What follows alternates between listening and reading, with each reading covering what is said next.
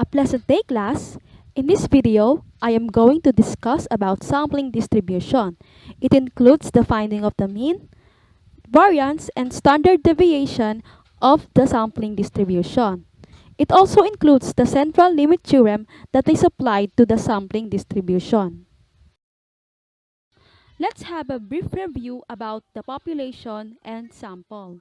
Base sa last video na sinend ko, ang population is the whole group under study, while the sample is one or more elements taken from the population. Meron tayong tinatawag na parameter at saka statistic. Yung sa parameter natin, ito ang number na nagde-describe sa population. While yung statistic naman, ito yung number na nagde-describe sa sample. For example, average weight of students in East High School. Yung buong phrase na yan, class, yan yung tinatawag na parameter. Yung population natin dyan ay yung students in East High School. Then, ang example naman ng statistic, a recent survey of a sample of 250 high school students reported the average weight of 54.3 kg. Ang sample natin dito ay yung 250 high school students. Meron din silang pagkakaiba sa notations. Yung notation natin sa mean ng population ay yung Greek letter na mu. Yung variance naman ay sigma squared. Tapos yung notation naman ng standard deviation is simply the sigma Greek letter. Sa notation naman ng sample, ang notation natin sa mean ay yung x na may bar sa taas o kaya ay Greek letter na mu na may subscript na x bar. Sa variance naman ay yung Greek letter na sigma na may subscript na x bar. Sa standard deviation naman, simply the sigma Greek letter with the subscript of x bar. Mahalagang matandaan natin ang pagkakaiba ng mga notation ng population at sample para hindi tayo malito kung tayo man ay magsusulat ng mga solutions. Since alam na natin ang pagkakaiba ng population at sample, at kasama na rin ng mga notations nito, dumako na tayo sa sampling distribution. Ano nga ba ang sampling distribution? It is a frequency distribution using the means computed from all possible random samples of a specific size taken from a population. Yung sampling na tinatawag, ito yung action ng pagkuha natin ng element mula sa population. Meron tayong specific na size na kinukuha sa population na kung saan ay mayroon tayong iba't ibang posibleng kombinasyon ng mga samples. Ang specific size na yon ang magdedetermine kung gaano kalaki ang kukunin mong samples sa isang population. Yung kombinasyon ng mga random samples at a given specific size, doon tayo makakakuha ng mga computed means. Base sa mga computed means na yon, makakapag-construct tayo ng frequency distribution. To support this definition ng sampling distribution, let's have an example. Construct a sampling distribution of sample mean for the set of data below, 86, 88, 90, 95, 98. Consider a sample size of 3 that can be drawn from a population. Ang step 1 natin ay, alamin muna natin kung ilan ang possible na kombinasyon ng mga samples sa size na 3. So, gagamitin natin ang N choose R. So, kung familiar kayo dito, ito yung formula niya. At pwede nyo rin gamitin ang calculator nyo para mas mabilis ninyong makompute ang combination. Sa combination formula natin na N choose R, yung N natin, yun yung total number of objects or yung total samples natin. Tapos yung R naman, yun yung number of choosing objects from the set. Yung choose objects natin dito ay yung sample size na 3. So, ang given natin ay n is equals to 5 kasi meron tayong 5 set of data and then yung R natin is yung sample size na 3. So, kung i-compute natin yung 5 choose 3, ang magiging possible samples natin ay 10. Step 2. List all the possible outcomes and get the mean of every sample. Kapag list natin ng possible outcomes, Magsisimula tayo sa pinaka-leftmost na number. Ano ba yung leftmost number natin? Di ba yung 86?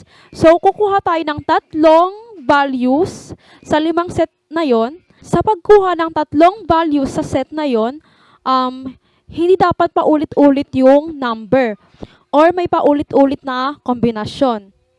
Sa pagkuha naman ng mean, i-add nyo yung tatlong nakuhang sample, then i-divide sa sample size na 3. For example, yung unang outcome natin, 86, 88, 90, i-divide natin siya sa 3 kasi tatlong sample ang na-taken. 86 plus 88 plus 90 divided by 3 is equals to 88. Paano naman kapag may decimal places ang nakuha nating sagot? For example, sa pangalawang outcomes natin, 86, 88, 95, kapag inad natin siya, then i-divide sa 3, ang magiging sagot ay 89.67. So, we are going to round off into whole number. For example, ang nakuha nating sagot ay 89.67. Since yung katabing decimal place ng 9 is 6, therefore, i-round up natin siya na 90. Sa pag-round up natin, same rules apply kapag nag-round up ng number. Yung sa last outcome naman, 90, 95, 98, divided by 3 is 94.33. Again, hindi siya whole number, so gagawin natin siyang whole number. Therefore, ang sagot ay 94. Kasi yung decimal place niya is 33. Let's proceed to step 3. So, after natin makuha yung mga sample means na kada sample, ilista natin lahat ng values ng nakuha nating sample means, then kunin natin yung frequency nila. Yung frequency na yon ay kung ilang beses nag-appear yung value na yon. For example, yung 88, kung babalikan natin yung step 2, isang beses lang siya lumitaw or nag-appear sa table. Therefore, ang frequency niya is 1. Then, yung value na 90 or yung sample mean na 90, kung babalikan natin yung step 2, dalawang beses siya na ulit or nag-appear. Therefore, ang frequency niya ay 2. Sa pag-compute naman ng probability, same din ito ng sa module 1. Kukunin natin yung frequency, then i-divide natin sa total frequency. For example, yung frequency ng 88 na sample mean is 1 divided by 10, yun yung probability natin. Ganon din sa sample mean na 90 na may 2 frequency, therefore, ang probability nila ay 2 over 10. Para ma-check natin kung tama ang nilagay nating frequency at saka probability sa kada sample, i-total natin ng frequency at i-check natin kung ang nakuha nating total frequency ay kaparehas ng nakuha nating combination sa step 1. Sa probability naman, kapag tinotal natin ang lahat ng probability nila, dapat ang magiging total niya ay 1. Dumako na tayo sa mean, variance, and standard of sampling distribution. So, ito yung tinatawag natin na sample statistics because they describe the sample. So, another term for standard deviation of sampling distribution is the standard error. This characteristic is important when we are going to study the central limit theorem. Since alam na natin ang pagkakaiba ng notations ng population at sample, tignan naman natin ang pagkakaiba ng formulas ng population at saka samples. Kung titignan nyo sa population, ang involved lang dito ay yung summation ng x variable at saka yung number of x values. Then yung sa sample naman, ang involved natin dito ay yung x bar which is the sample mean at saka yung probability of the sample mean. Sa variance naman ng sample, it includes the x bar squared at saka yung mean of the sample mean na naka-squared. Ito yung mu squared of sub x bar. Let's have an illustrative example. The following table gives the average grade of 6 students per semester. Suppose that random samples of size 3 are taken from this population of 6 students. So, yung data natin dyan, ginaya ko lang yung sa data nung una nating example, sa sampling distribution. So, ito yung hinahanap sa problem natin. Mean of population, variance, standard deviation of the population, mean of the sampling distribution, variance, and the standard deviation of the sampling distribution of sample means. Sa pag-solve ng mean ng population, ang kailangan lang natin tandaan yung basic formula ng mean talaga. Yung summation ng lahat ng values over kung ilan yung values na nandun. So, kapag kinalculate na natin yan, ang sagot ay 91.3333. So, naka-indicate naman sa example na yung anim na data na yon ay population. Sunod naman, sa pagkuha ng variance at standard deviation, gumawa muna tayo ng table para sa x at saka x squared. Yung x squared, isa-squared natin yung random variable x. So, yung unang value, 88, pag in-squared natin yan, magiging 7,744. Para mas madali nating makompute ang variance, itotal na natin yung x values at saka yung x squared values. Yung sa x values, ang total nila is 548, while yung sa x squared, ang total nila ay 50,074. After nun, isulat na natin ang formula ng variance, which is summation of x squared over n minus quantity of summation of x over n squared. Then, isubstitute na natin ang mga values sa formula.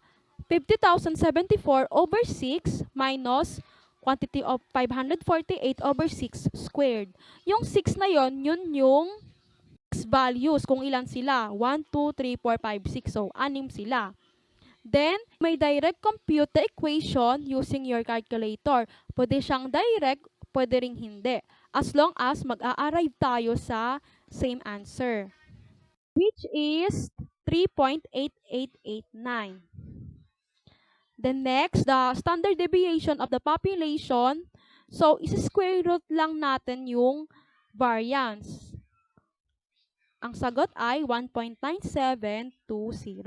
Ngayon, kunin naman natin ang mean ng sampling distribution natin. So, dito pa lang natin gagamitin yung sample size na 3 kasi sample ang involved. Unlike sa nauna nating pag-solve, population lang hinahanap, so hindi natin gagamitin ang sample size.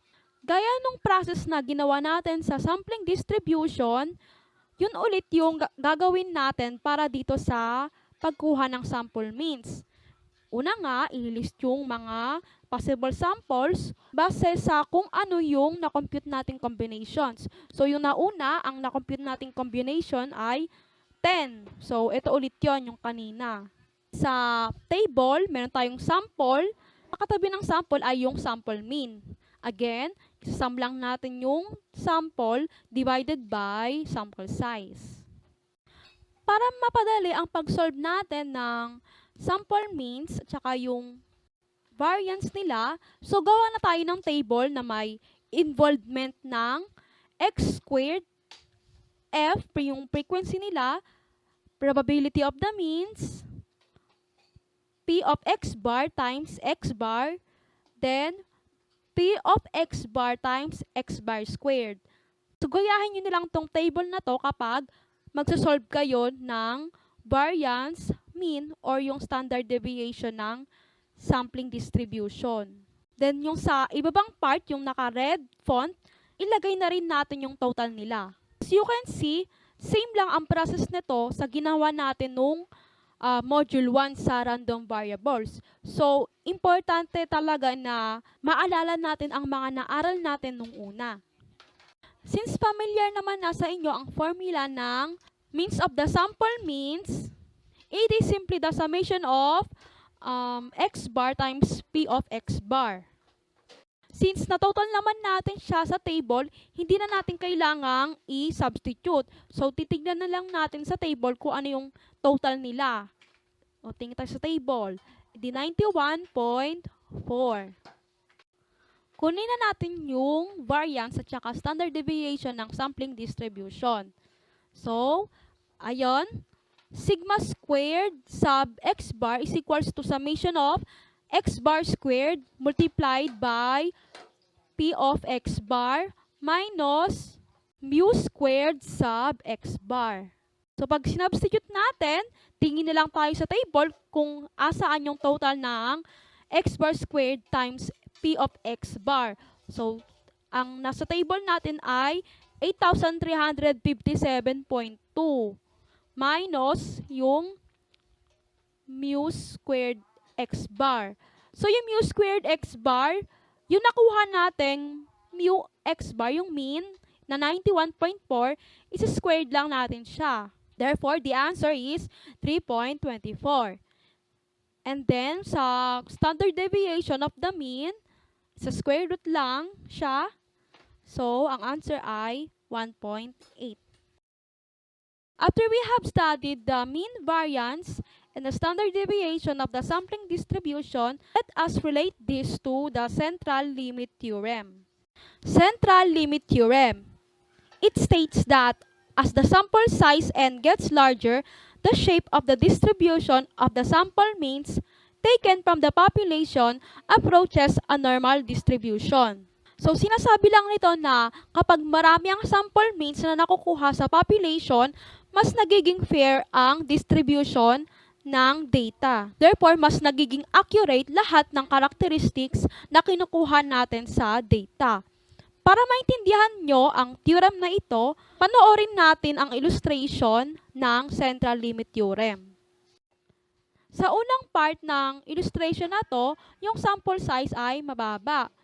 Kung titignan nyo yung diagram, hindi definite ang shape, then kalat-kalat yung mga samples. So, malaki yung variability nila sa isa't isa. Habang papalaki yung sample size natin o yung n, unting-unting nagwo-form yung mga sample na to into bell curve. Diba familiar kayo sa shape na yan? Yan yung normal distribution. Ibig sabihin, fair ang distribution ng lahat ng samples. At mas close sila sa isa't isa. Kapag close ang mga values natin, magiging accurate ang findings natin kapag tayo ay nagko-compute ng mean, variance, at saka standard deviation. Mayroon tayong tatlong characteristics na kung saan ito yung sinasaad ng central limit theorem. Yung una, yung mean ng population ay equal sa mu ng sample means. Bakit kailangan equal sila? Kasi kapag equal sila, mas nagiging accurate yung data natin or yung variance. Then number 2, n is greater or equal to 30. Yung 30 na to, ito na yung minimum value na magkakaroon tayo ng normal distribution ng samples. Then, the third, standard error of the mean. So, mahalaga to dito sa theorem na to. Kasi may kinalaman ito sa pagiging normal ng data natin. It measures the degree of accuracy of the sample mean as an estimate of the population mean. It is also known as the standard deviation of the sampling distribution of the sampling mean. Sa theorem na ito, unknown yung variance, hindi given yung variance. So, we are going to use another formula for the standard deviation of the sampling distribution, which is sigma of x bar is equals to sigma of the population over square root of sample size. Alamin natin kung paano nakakaapekto ang formula ng standard error sa ating normal distribution. Sa pamamagitan ng pagsagot ng example na ito, determine the standard error of the mean for each of the following sample size and given the population standard deviation of 30. May tatlong sample size dito, n is equals to 5, n is equals to 28, and n is equals to 40. So, i-compute natin yung standard error nila gamit yung formula ng standard error. From the definition of the standard error, kunin natin yung formula nun at i-substitute natin yung mga sample size. For n is equals to 5, pag sinubstitute natin siya sa formula, ang magiging standard error 1 natin ay 13.4164.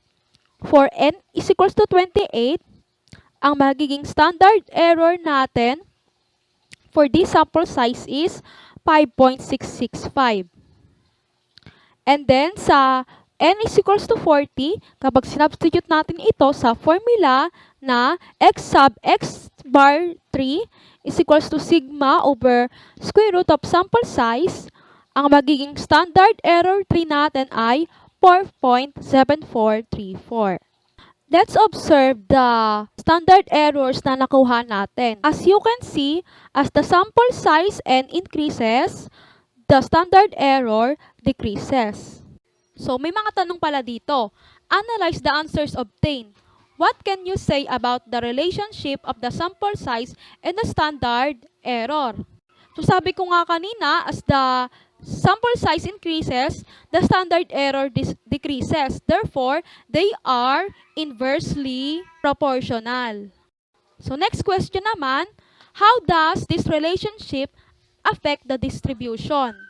It has a great effect on the distribution because if we have a larger sample size, therefore, mas unti yung error natin, mas nag-a-approach yung data sa normal distribution.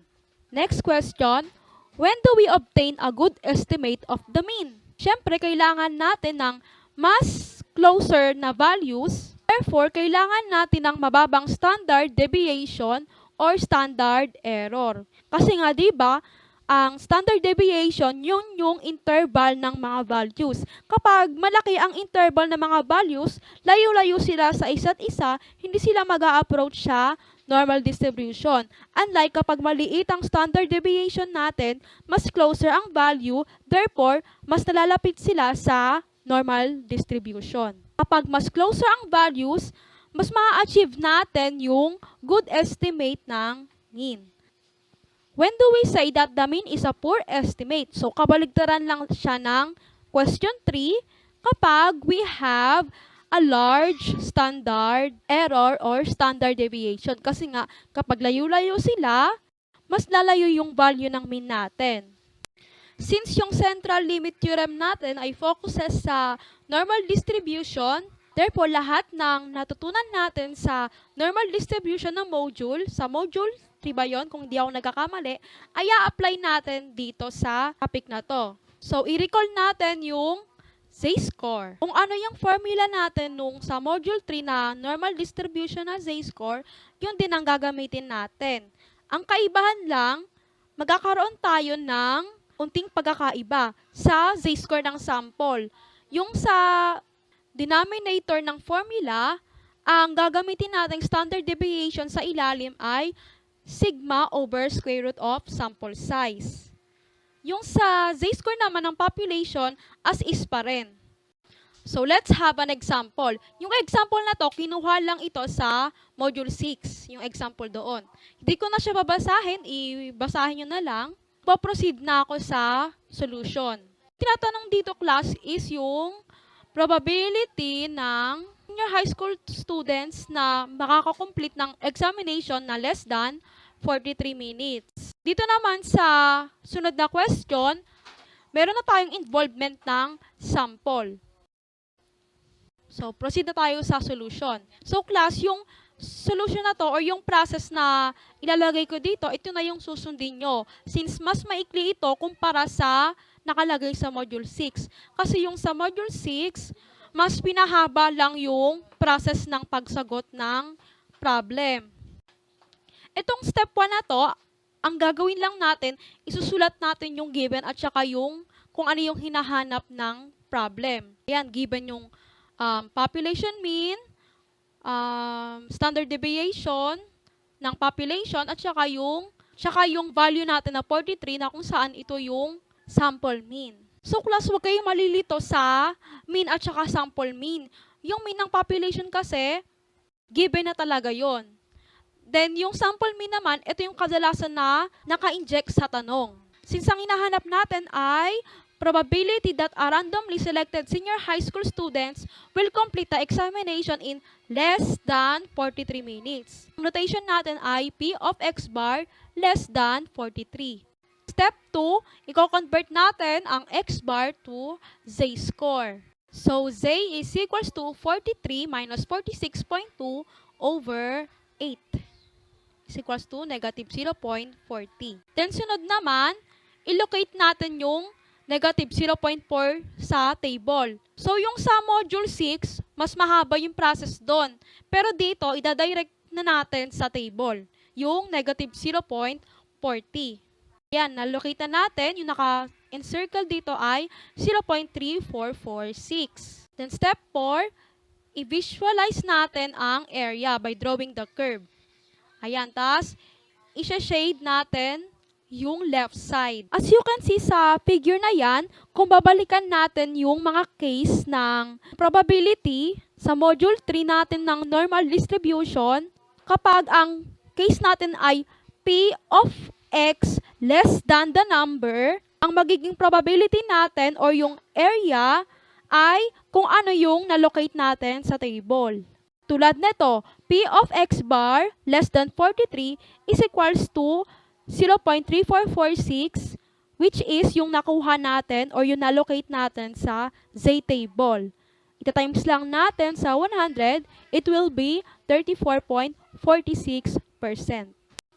For next question naman, so ganun pa rin yung step at ganun din yung given.